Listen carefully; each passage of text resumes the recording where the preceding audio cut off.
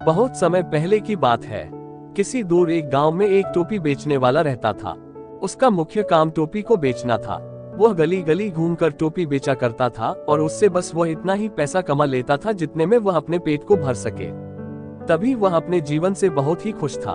जब वह टोपी बेचने वाला टोपी बेचने जाया करता था तो उसके साथ एक थैला रहता था। उस थैले में वह अपने सारे टोपी को रखता था।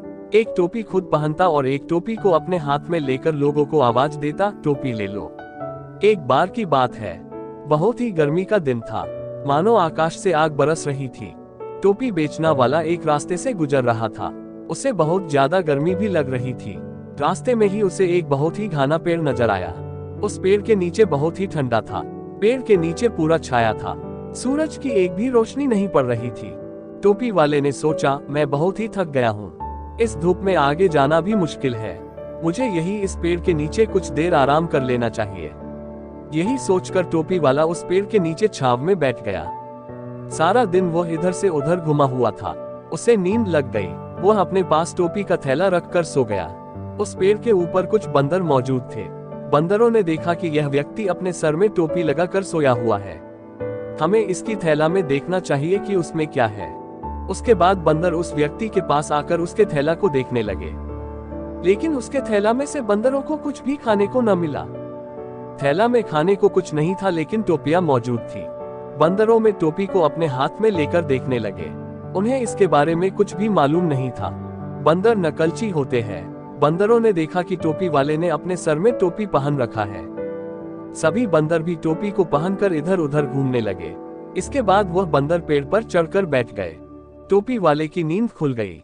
उसने अपने थैला को देखा, उसमें एक भी टोपी मौजूद नहीं थी। टोपी वाला इधर उधर देखने लगा। उसे समझ नहीं आ रहा था कि उसके सारे टोपी कहाँ चले गए।